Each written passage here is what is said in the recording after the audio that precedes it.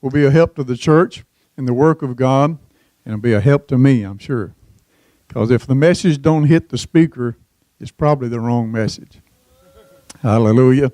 If we're not preaching to ourselves, then we're preaching to the wrong person sometimes. I'm glad for everyone to be here in the house of God tonight. So if you would get your Bibles tonight, if you have your Bibles with you, if you would like to turn to Acts chapter 12, we'll be looking at verses 11 through 18.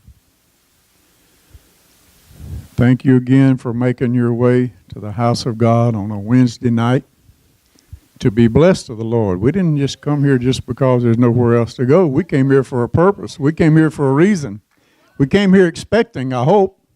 Are you? Are you expecting tonight? Hallelujah. Acts chapter 12, verses 11 through 18. Are you there? Hallelujah. Beginning with verse 11. And when Peter was come to himself, he said, Now I know of a surety that the Lord hath sent his angel and hath delivered me out of the hand of Herod, and from all the expectation of the people of the Jews. And when he had considered the thing, he came to the house of Mary, the mother of John, whose surname was Mark, where many were gathered together praying. And as Peter knocked at the door of the gate, a damsel came to hearken named Rhoda. And when she knew Peter's voice, she opened not the gate for gladness, but ran in and told how Peter stood before the gate. And they said unto her, Thou art mad. But she constantly affirmed that it was even so. They said, It is his angel. But Peter continued knocking. And when they had opened the door and saw him, they were astonished. But he, beckoning unto them with the hand to hold their peace, declared unto them how the Lord had brought him out of prison. And he said, Go shew these things unto James and to the brethren. And he departed and went into another place. Now as soon as it was day, there was no small stir among the soldiers what was become of Peter.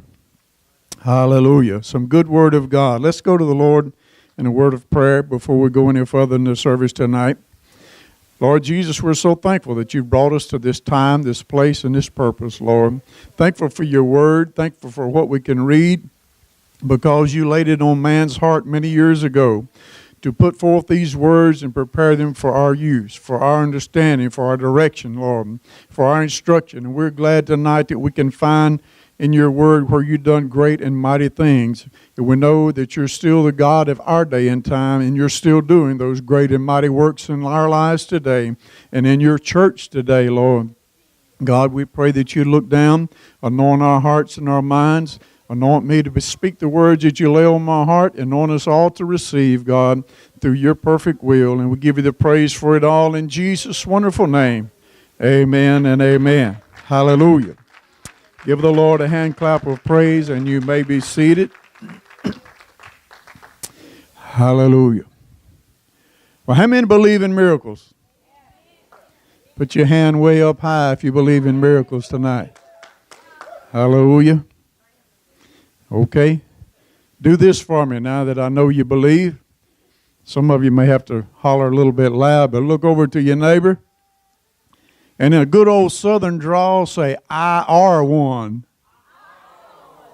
All right. That's good participation. I really am. Hallelujah.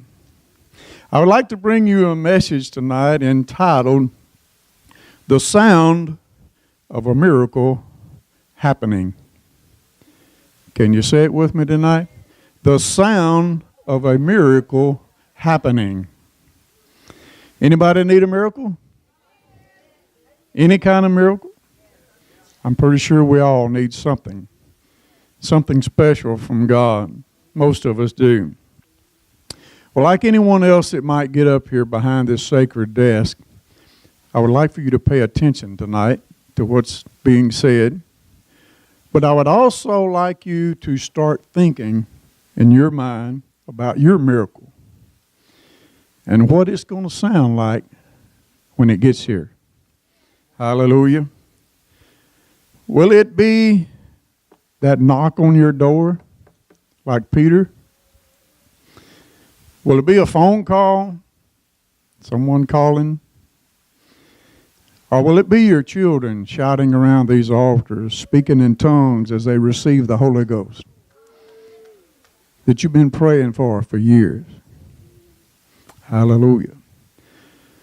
Or will it be the sound of chattering voices when you walk through those doors at about 5 minutes to 7 one night and discover that there's no seats left in the house of God? You believe it? You believe it? All right. Hallelujah.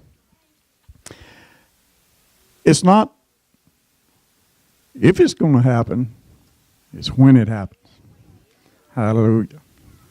I've been privileged in my lifetime to witness the birth of animals, puppies, and kittens occasionally, and most of the time baby calves, because we raise cows, and that was all part of it. And I learned even from an old cattle farmer that if a baby calf is born and he's not breathing, there's an old thing you can do. You can take a little piece of hay straw and you can tickle up in that calf's nose. And if you can ever trigger the impulse for that calf to sneeze, then he'll start breathing. And this is a wonderful thing to see that animal come to life and start breathing. But you know, I never had the privilege. It wasn't quite as popular back in mine and Mama's day. I've never had that privilege to see a human life come forth. I kind of envy the doctors that have that experience, not the gory, nasty stuff they have to deal with, but the experience of seeing that human come forth through the miracle of birth and seeing it take that first breath that makes it become a living soul. Hallelujah. What an experience that must be. I could watch that all day long. Hallelujah. But, you know, if you're sitting in front of me right now and you're breathing, you should believe in miracles. Hallelujah. Because you were born somewhere. Myself, in a few weeks, it'll be 64 years ago that I was born. Born at the early hour of 4 o'clock in the morning. The second day after Christmas. In a little country town, in a little country clinic, where the doctor, who was an old bachelor, lived in the back of the clinic. Now, this old doctor was one of the best in the country. They don't make them like him anymore. But he liked to celebrate. And most every night, the story goes, he found something to celebrate, whether it was a holiday or not. So lo and behold, here I come along the second day after Christmas at 4 o'clock in the morning, and he was still celebrating Christmas. He was still very, very, very drunk, according to my mama. And she knew firsthand. But he delivered me, and here I am. I believe in miracles. Hallelujah. Looking back at our text tonight, the scriptures that we read tonight were in a setting. It was pretty gloomy for the church. It was a fearful time for the Christians of that day. It was a time when King Herod was trying to increase his popularity by persecuting the Christians. Is anybody keeping up with the news? Does that sound familiar tonight? Those that are in power in our world tonight are following that same pathway that Herod followed. They like nothing better than to bring fear into the hearts of Christian people. We're reading scripture that happened hundreds of years ago.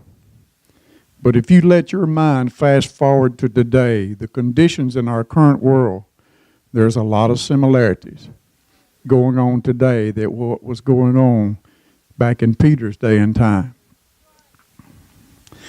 In recent events, we've seen an evil man infiltrate a church like this one and kill several of its members.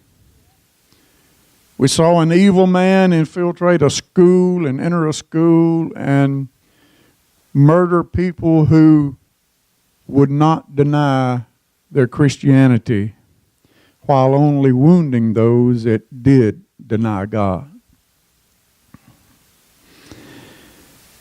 In reality, these men were seeking the attention of the world. They wanted to be famous. They wanted to be popular. And there's something about when you're persecuting the church and the Christians, people kind of find favor with that. The world does, not the church, but the world does. But you see, it was not a new thing to persecute Christians. It's been happening, as I said, for hundreds of years. When the world sees God's people who are living in obedience to His word, being blessed by God and the things that He gives to His people and protects them from, the world gets jealous of that. They get envious. They get even angry to some extent. When a sinner makes his way to God and into the church, changes his lifestyle to be pleasing to God, and God starts blessing his life with peace and happiness, the anger and resentment of the world begins to rise up.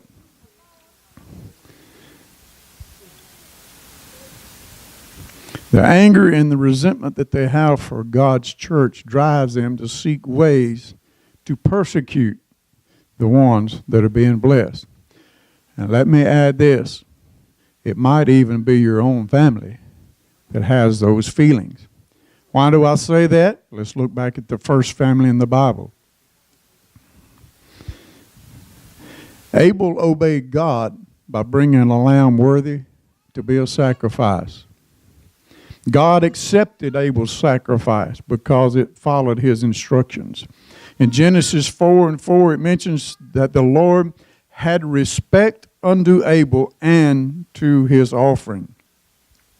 I don't know about you, but when I come down here and I bring my tithes and my offering to give into the house of God, I want to be sure that God respects what I do. I want to give it with the right attitude, in the right manner, the right amount, that God is respectful of it and what I do. Cain, on the other hand, tried to cut corners. He tried to shortchange God with his sacrifice. He was reluctant to give anything at all, and certainly didn't want to give his very best. Cain would have been one of those church members today that did not want to give anything. They just wanted to come to church strictly to be blessed without giving anything back to God. But my friend, that's a dangerous lifestyle. Because if you don't give, God certainly doesn't have to give. And you may be the next one that needs something given to you. So let's prepare ahead of time by fulfilling our Christian obligation and giving to God, not just in money, but in praise and worship and dedication unto Him. We all know how the story ends, is that Cain got so jealous and was filled with enough anger that he killed his own brother Abel, bringing persecution upon his family. And you can read the rest of the story of what happened because of that. We could continue on for a long time tonight talking about the many years of persecution that came to God's people, but let's get back to the time of King Herod. Let's go back to chapter 12 of the book of Acts again. You see, Herod had already killed James, the brother of John, with a sword. And what happened? The Jews liked it. Man, that's exciting. And that's the way the world looks today.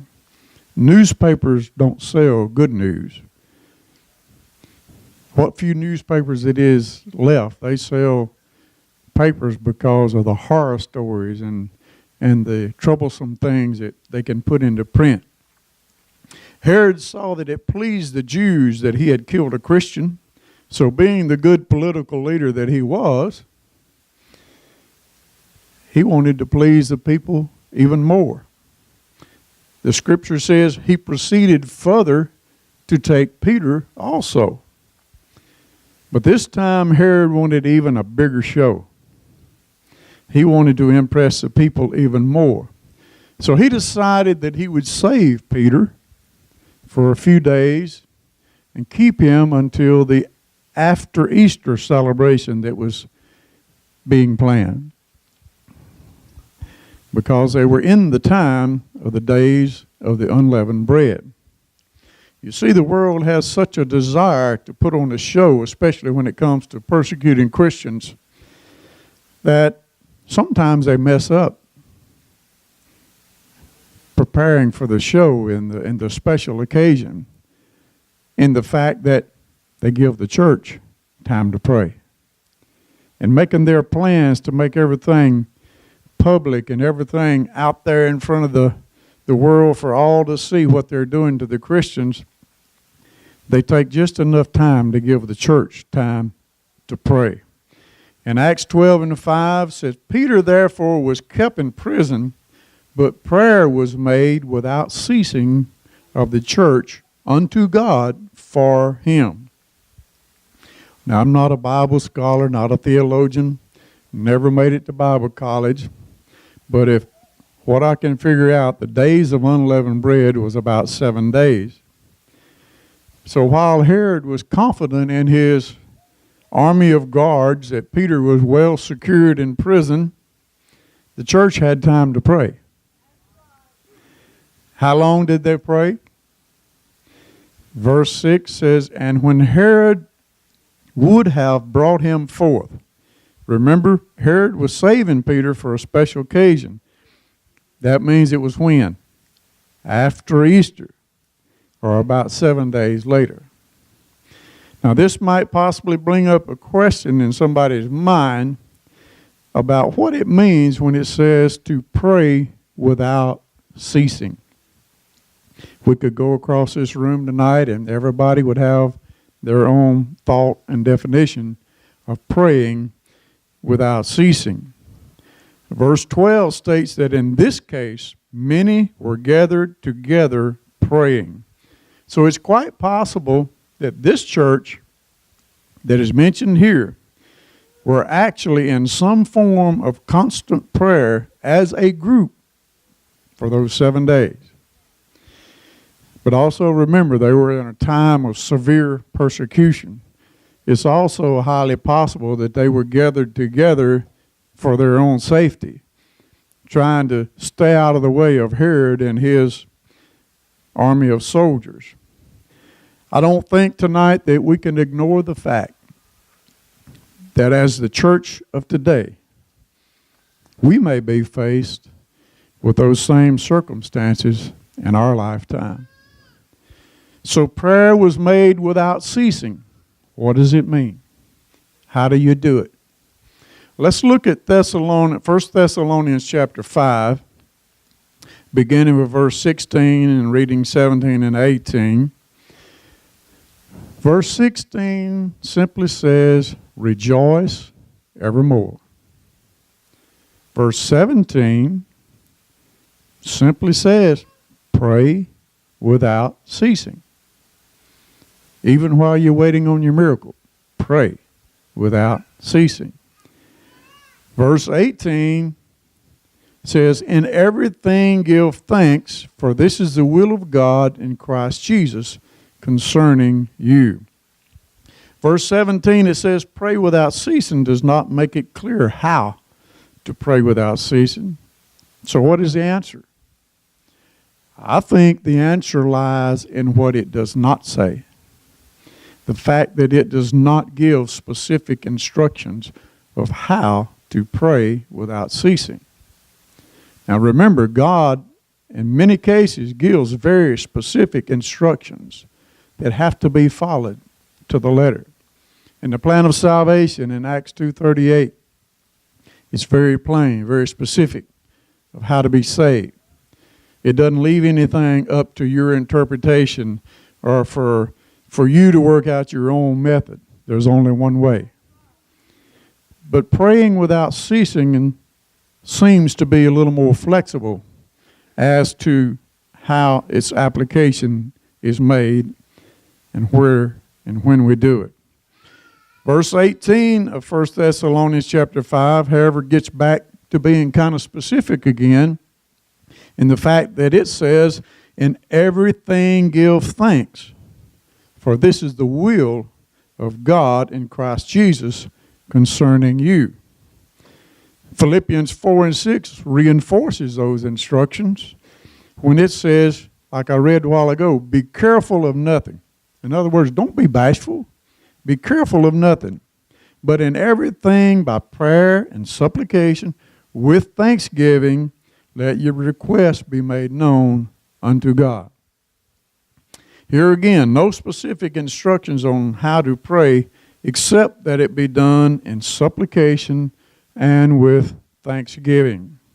Kind of sounds like giving thanks might be pretty important in your prayer life as well. Remember now, we're still working on how to get that miracle. So how can we pray without ceasing? By taking the things that enter into our life, the stress, the fear, the worry, the discouragement, the anger, turn those thoughts into prayer thoughts. Turn it into prayer instead of worry. Turn it into prayer instead of fear or discouragement. Prayer should be our first response to every situation that comes up in our lives on a day-to-day basis. A good illustration that I read one time said this: prayer should be like breathing. We talked about breathing earlier, remember? About the miracle of life. Prayer should be like breathing. Breathing is a normal response. You have to make a special effort not to breathe. So our prayer life should be such that if we choose not to pray, we have to make a very special effort not to pray. We should be so prone to pray about everything until if there's something comes up and we decide not to pray, we have to make a very special effort to keep ourselves from praying. It takes a special effort to keep ourselves from breathing. There will come a time after life whenever that's not hard to do at all. You won't have no trouble not breathing once life is passed by. But prayer should be so natural to us that it's just like breathing the breath of life. In our text tonight, we find that in this case, the church was still in prayer when Peter started knocking at the door. Regardless of how many days they might have been praying without ceasing, regardless of how they actually prayed without ceasing, the miracle they were praying for was knocking at the door. Hallelujah.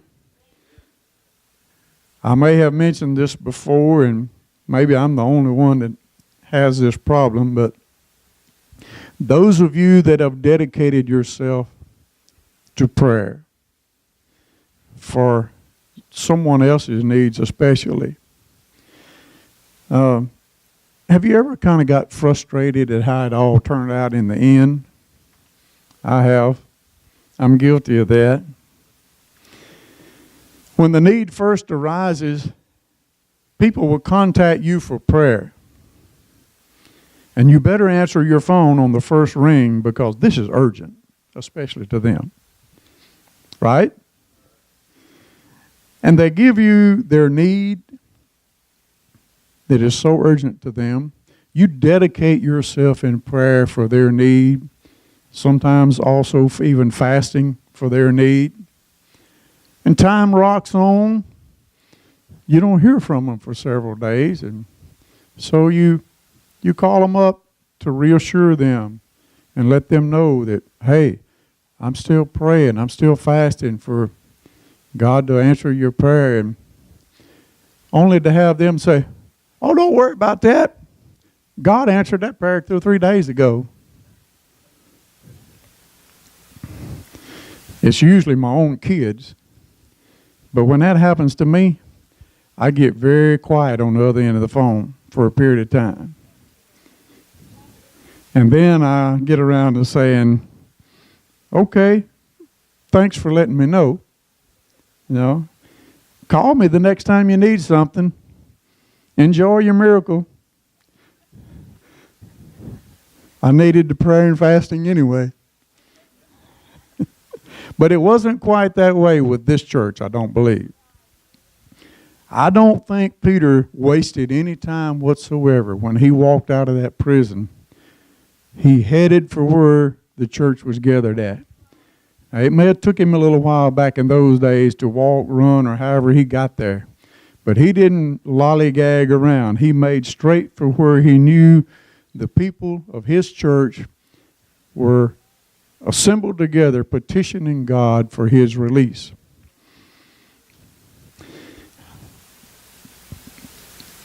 But the church continued praying for that period of time, whatever it was, not knowing that God had already released Peter and the miracle was already done.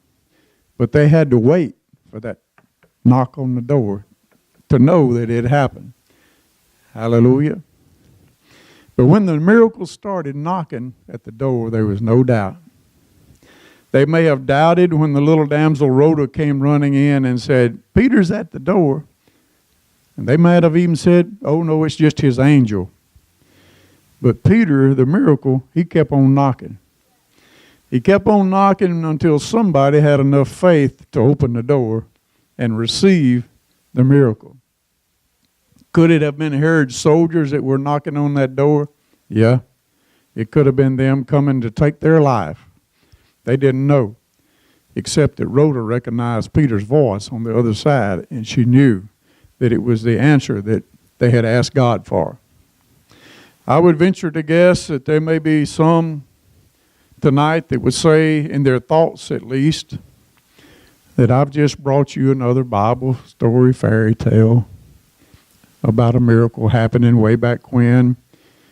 And that was back then. It'll never happen again. It doesn't happen in this day and time, but I like to relate to you a very true story. And I know it's true because I talked to the people face to face that it happened to. And oddly enough, my wife and I had the privilege to attend a church that was pastored by a minister who had very similar background to what our pastor has here at this church. Our former pastor before we moved here was Brother Jim Blanchard and his wife, Sister Linda. Brother Jim also spent some 38 years, I believe it was, in another religious organization that did not preach and teach truth. And Brother Jim also, in desperation, searched the scriptures and found the true plan of salvation and started looking for a church that taught it and believed it. He kept looking and kept searching until he wound up at a Pentecostal church. Not too long after that, he became a minister. And at the time that I'm talking about, he was our pastor. We sat under his ministry for a period of time. Brother Blanchard came from a very rough past, much like our pastor did. God did a miracle in bringing them into the truth and making them a minister for the work of God. But the part I want to share with you tonight is that Brother Blanchard had a son. Brother Blanchard's son was named Jimmy. At the time when my wife and I first met Jimmy, he was probably in his early 30s.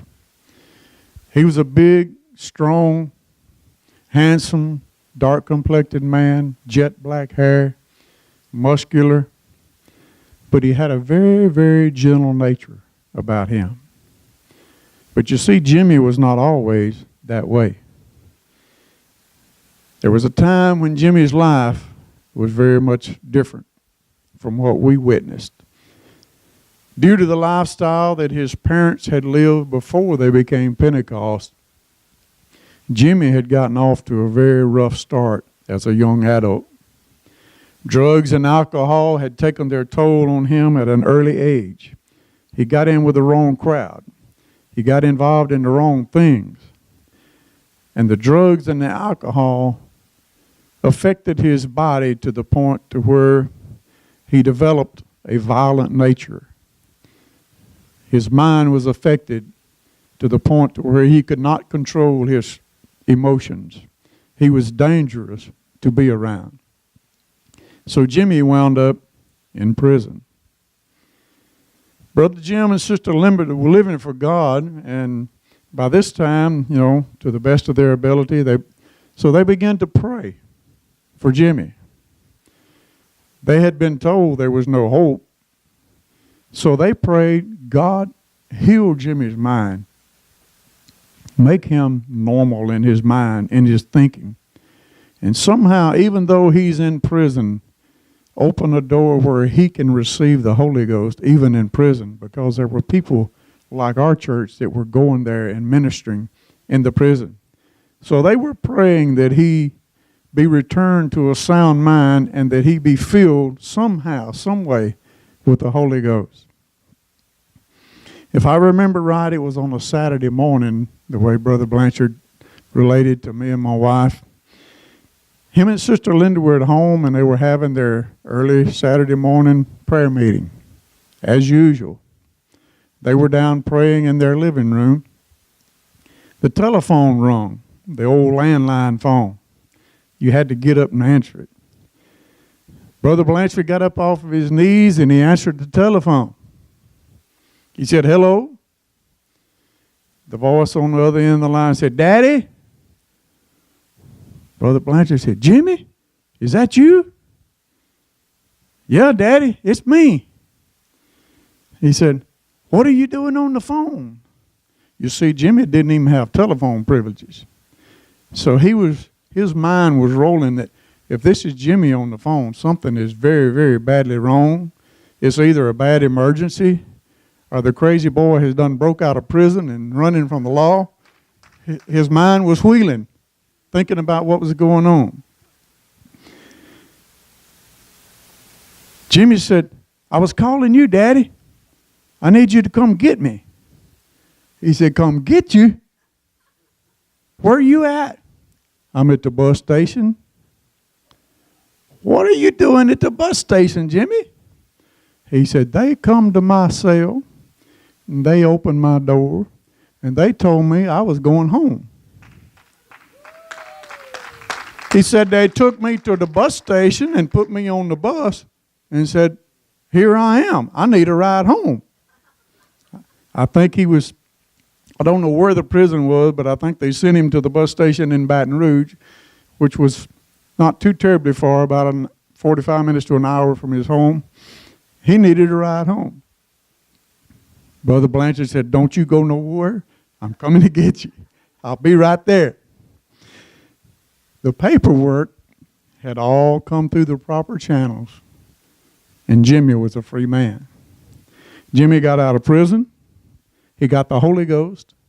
He got a good job. And he was sitting on the pew beside me and my wife, worshiping God whenever he was home from his job. When Jesus performs a miracle, he gets it right. There ain't no mess-ups. He does it right. We could spend a lot of time tonight reviewing what each of the miracles that God has done sounded like when they happened. And you've read your Bible. You're all good Bible-reading Christians, and you know all of the stories. But remember, there was a mighty rushing wind. It blew all night until it parted the Red Sea for the children of Israel to walk through on dry ground the next morning. And what else did that mighty rushing wind do?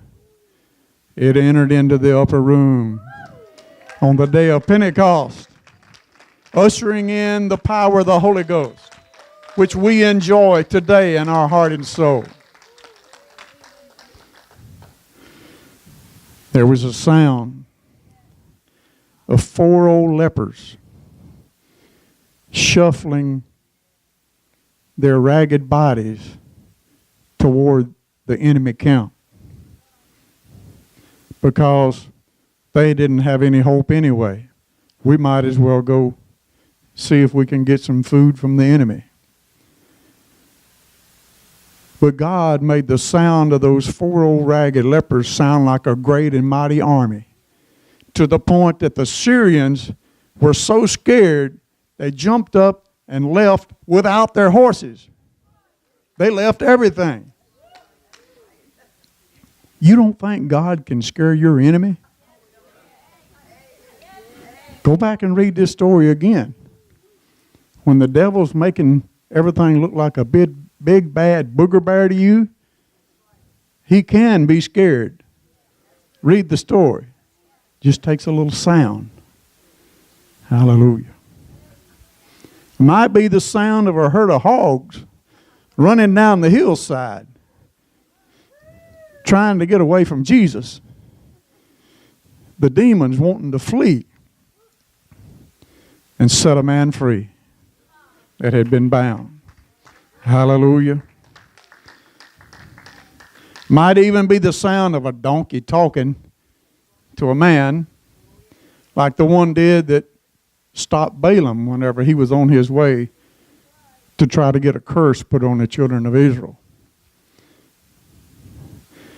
But then again, it might even be the gentle silence. Not really any sound.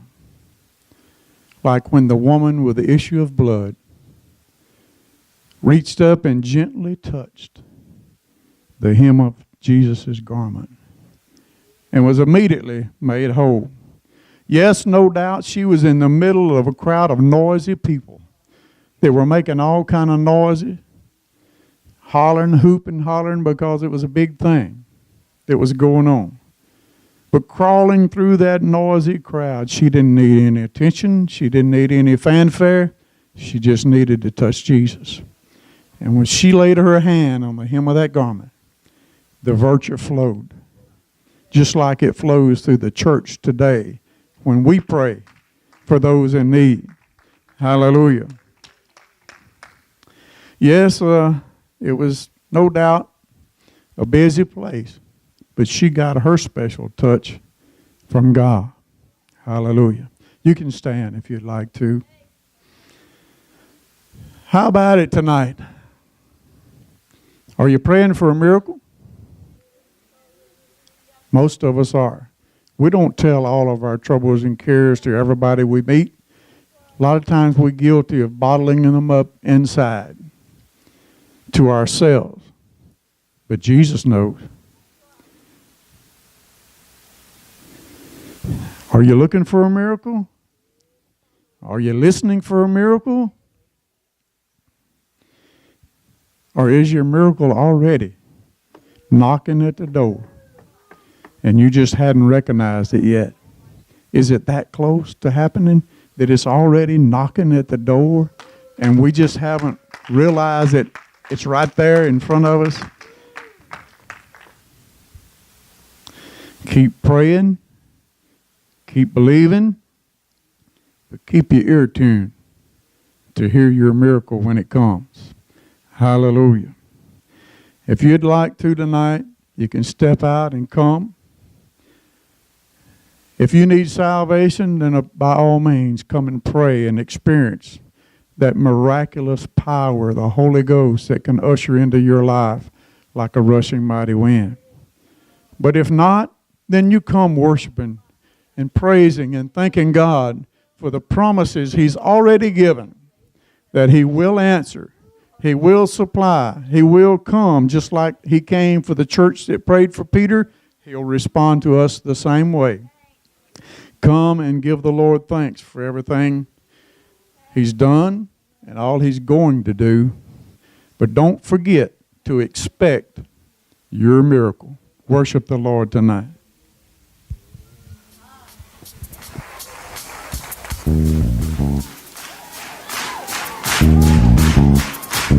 Why can we believe it?